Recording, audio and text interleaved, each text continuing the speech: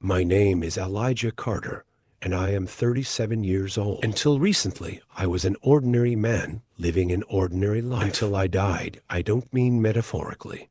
I mean my heart stopped beating, my breath ceased, and for a moment that felt like eternity. I was no longer in this world. What I saw next changed everything. I opened my eyes to a reality far beyond human comprehension. I had crossed over, and standing before me was a figure more radiant than the sun, gentle like a whisper in the wind. It was Jesus Christ. His eyes were filled with something I had never truly understood before, an overwhelming unconditional love. Then he spoke, and his words shattered everything I thought I knew about life, death, and the afterlife. What he revealed about those who have passed on, what they do now, and the shocking truth of what awaits every soul will leave you in awe and in tears. This is my testimony, my encounter beyond the grave, and I have returned to tell you what I saw. The moment everything changed was not filled with dramatic flashes of light or the eerie silence one might expect from crossing into the unknown. It was sudden yet strangely peaceful. 1 second I was in my body, feeling the weight of life pressing upon me. The next I was free. There was no pain, no struggle, just a gentle unraveling of everything I had ever known. The first thing I noticed was how effortless everything felt. I wasn't gasping for breath, nor was my heart pounding in my chest. In fact, there was no chest, no breath, no weight of flesh and bone. It was as if I had become pure awareness, untethered from the limitations of my physical form. I could see, but I had no eyes. I could hear, yet there was no sound as we know it. There was only an overwhelming sensation of movement. Yet I had taken no step. The surroundings were impossible to define in earthly terms. It was neither darkness nor light, neither space nor void. It was a realm of presence and existence beyond the dimensions of the world I had known. I felt no fear, no confusion, only the certainty that I was not alone. There was something or someone just beyond my perception watching, waiting. Then came the awareness of time, rather the absence of it. Everything I had ever known was governed by the ticking of a clock, the sun's rise and fall, the days slipping through my fingers like grains of sand. But here, there was no past, no future. There was only now, stretching infinitely in all directions. I became aware of my own essence in a way I never had before. I could remember everything, not just my life, but my very existence. It was as if my soul had always been far, beyond the years I had spent on earth. Memories that weren't just from my lifetime, but from something greater, something eternal began surfacing. Yet even as I grasped at these fragments of understanding, they slipped away as if the full knowledge was too vast for me to hold. Then in the distance, a presence began to emerge. It was not a figure at first, not something my earthly mind could define. It was light, not blinding, not harsh, but alive. It carried warmth and indescribable love that wrapped around me like the embrace of a mother to her child. Every fiber of my being recognized this presence before my mind could process it. I tried to speak, but there was no voice, no words yet. My very thoughts seemed to be understood. And just as I was about to grasp the enormity of what was happening, something shifted. The space around me began to take form, the unseen moving into sight. The presence once distant was now before me, taking shape in a way my human mind could comprehend. And that was when I saw him. The light before me began to take form, not as something external, but as if it was molding itself to my understanding. It wasn't merely a glow, but a presence, something alive, aware, and beyond anything I had ever encountered. The radiance did not scorch my eyes or blind me. Instead, it enveloped me with a warmth that penetrated every part of my being. It wasn't heat in the way I had known, but a love so powerful, so consuming, that I felt as though I had been stripped bare before it. Then I saw him. Jesus stood before me. Yet he was not standing in the way a man stands.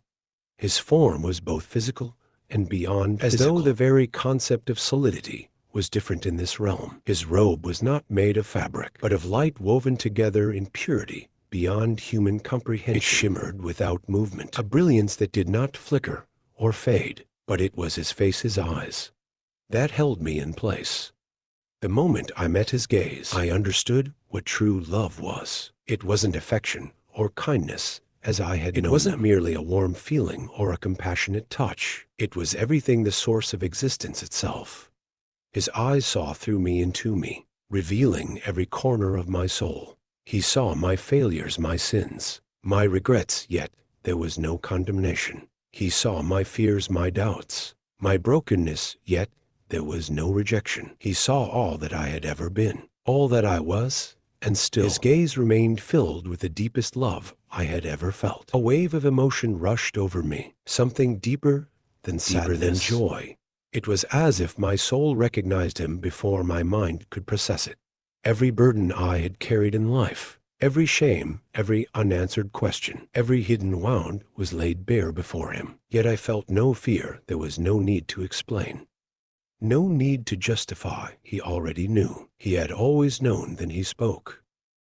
His voice was unlike anything I had ever heard. It was not a mere sound, but something that resonated through my entire being. It was both a whisper and a roar, a gentle breeze and an earthquake. It did not enter my ears, but filled me from within, as though the very essence of my soul responded to its call. Every word carried weight, not just meaning, but power. Power to heal, to restore, to bring life itself. I could not move, nor did I want to. Every part of me longed to remain in that presence, to never leave the gaze of the one who had created me. In that moment, I knew that nothing else had ever mattered. Not my past, not my failures, not my earthly achievements. Nothing compared to standing before him.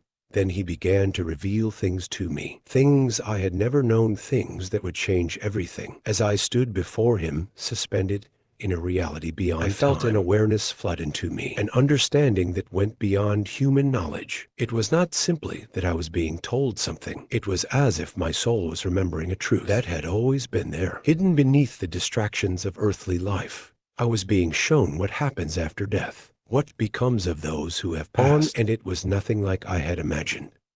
The first thing I realized was that no one is truly gone. The souls of those who have left the physical world do not vanish into some distant, unreachable place. They remain more aware, more alive than ever before. I could feel them, not in a way that could be explained in human terms, but as unknowing a certainty that they existed just beyond watching, the veil, waiting, living. Their existence was not a passive state of rest, nor was it an endless void.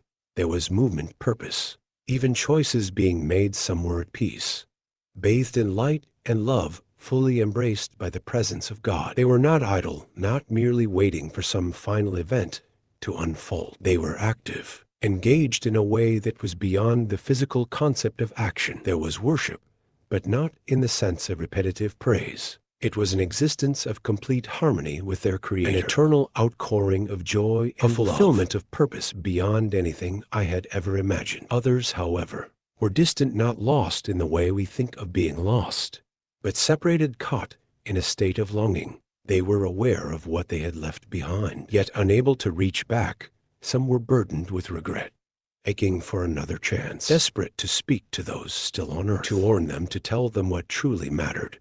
I could feel their sorrow, not because they were being punished, but because they had chosen separation in life, and now felt the full weight of that choice. Then there were those who were completely detached, those who had embraced darkness, rejecting the very light that sought to embrace them. They were not thrown into suffering by an angry God. They had turned away by their own will, and now they existed in the absence of everything good, warm, everything that could bring peace. There was no fire, no chains, nothing as dramatic as the stories I had heard in life.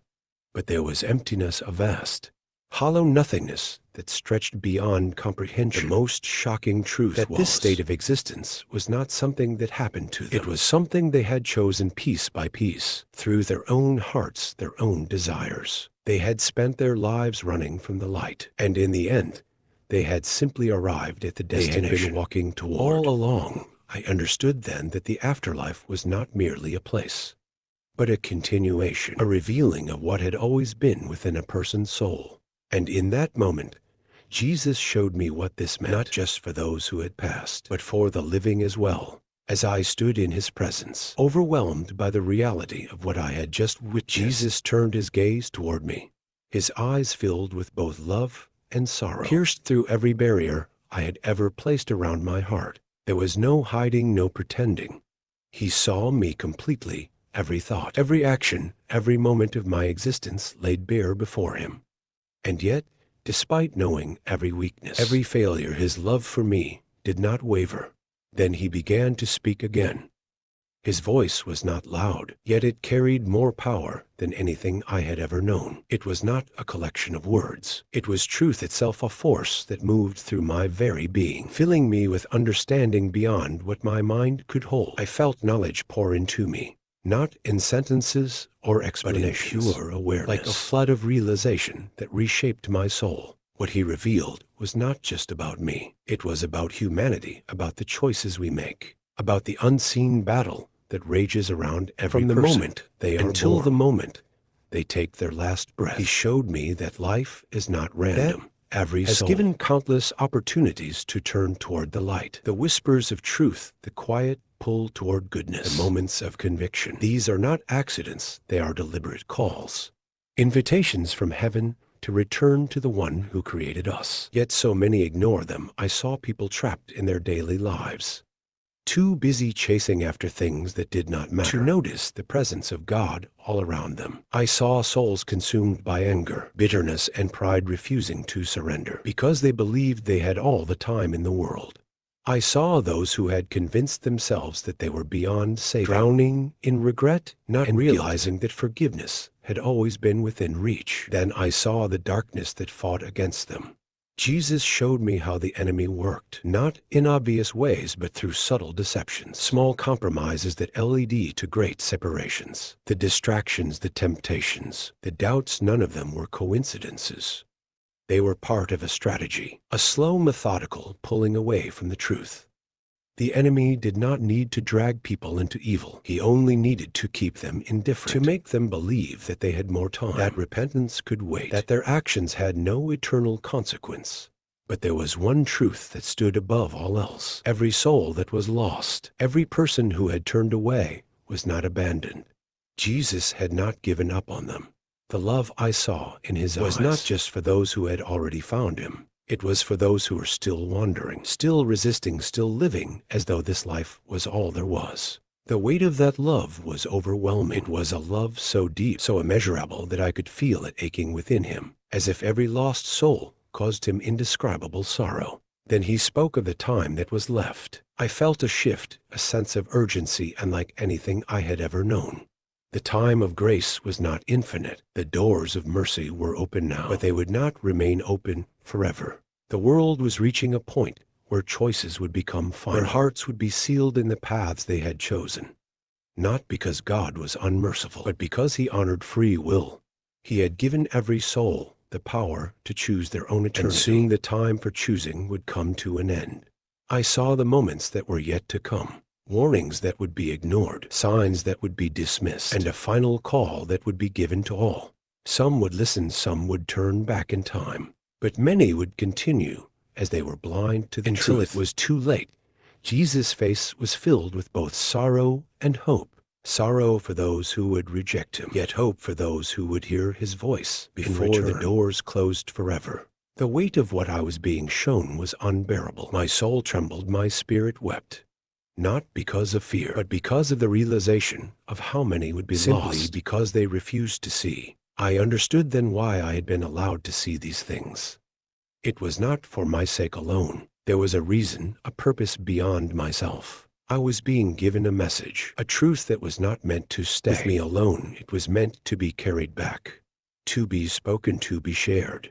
The moment I became aware of the shift, I knew something was changing. The presence of Jesus remained, but there was a pull, a force that seemed to be drawing me away from the realm I had entered. It was not violent, nor was it sudden, but it was undeniable. I had been allowed to see, to witness, to understand. But now I was being sent back. A part of me resisted, not out of fear, but because I had never known such peace, such clarity, such truth. Yet, at the same time, something within me knew that I still had a purpose to fulfill, a mission yet unfinished. The transition was unlike anything I could explain. There was no tunnel, no flashing of memories, as I had heard in stories of near-death experiences. Instead, It was a reversal of what had happened before, like being pulled through layers of existence, back into the confines of time, back into the reality I had once called my own. I felt weight again, the heaviness of a body, the limits of physical senses. The first thing I became aware of was a rush of air into my lungs that felt foreign, like I had forgotten what it meant to breathe. Then came the sound. The world around me was filled with noise, something I had not experienced in the stillness of where I had. The beeping of machines, the muffled voices, the distant hum of reality settling back into place. My body ached, but it was insignificant compared to what had just happened. My eyes opened, but they saw differently. The same world surrounded me, yet nothing was the same. The weight of what I had seen, what I had heard pressed upon me. I could not forget, could not dismiss it as a dream or a trick of the mind. It was more real than anything I had ever known. My heart pounded not with fear, but with urgency. The message I had been given, the truth that had been revealed, could not remain within me alone. I had been sent back for a reason, but how could I explain it? How could I put into words what had no earthly comparison? How could I tell people that the afterlife was not distant, not some faraway mystery, but something so close, so intertwined with the present, that most lived their lives completely unaware of how thin the veil truly was? I tried to speak, but my voice felt weak, my throat dry. Those around me, doctors, nurses, family, looked at me with expressions of shock and relief. They had been preparing for the worst, expecting that I would not return. Yet here I was more alive than ever before, not just in body, but in spirit. In the days that followed, I struggled with how to carry the weight of what I had been given. Every conversation felt insignificant in comparison. How could I discuss when I had stood before Jesus himself? How could I pretend that life could simply go on as it had before? Yet the greatest struggle was not in what I had seen, but in what I now knew, the urgency of it all. The world was sleepwalking, unaware of the battle that raged for every soul. People carried on believing they had time, that they could push aside faith for another day, another year. But I had seen the truth. I had seen those who waited in regret, those who had ignored the call of grace until their final breath, only to realize too late that they had wasted their chance. I watched as people spoke of life and death as if they were separate things, not understanding that life never truly ends, that death is not a cessation, but a continuation, a revealing of what had always been within. I saw people grieving their lost loved ones, believing they were unreachable, when in reality, they were closer than they could comprehend. And yet, there was a difference. There were those who had died in peace, and those who had died in separation. I carried this knowledge like a fire inside me, a flame that could not be extinguished. It burned with purpose, with responsibility. But with it came a burden, one I had not expected, the realization that not everyone would believe me. Some would dismiss it as hallucination, a trick of the brain in the moments of dying. Others would mock, unwilling to accept that something beyond the physical could be real. At first, this weighed heavily on me. I wanted to shake people awake, to plead with them to listen, to understand what was at stake. But then I remembered what I had seen in the eyes of Jesus, the sorrow, but also the hope, the love that endured even for those who rejected him. He did not force belief, he invited it. He did not demand faith, he offered it freely, waiting for each soul to choose. So I began to speak. I told my story, not to convince, not to argue, but simply to bear witness to what had been shown to me. Some listened with open hearts, their eyes filling with the same realization that had filled mine. Others turned away, unwilling or unable to accept it. But that was not for me to control. My task was not to force belief, but to share the truth. And as I did, something unexpected happened. People began to change. Some who had been distant from God for years found themselves questioning, searching. Others who had once dismissed faith as mere tradition began to feel the pull of something greater. And those who had already believed found their faith strengthened, their conviction deepened. I saw firsthand that the message I had been given was not meant to be hidden. It was meant to be a beacon, a light in a world growing dim. The urgency remained, but so did the hope. The doors of mercy were still open, the invitation still extended. I carried this truth with me, knowing that I had been given a glimpse, not just for myself, but for all who would hear. The afterlife was real, Jesus was real, and the choice each soul made in life would echo into eternity.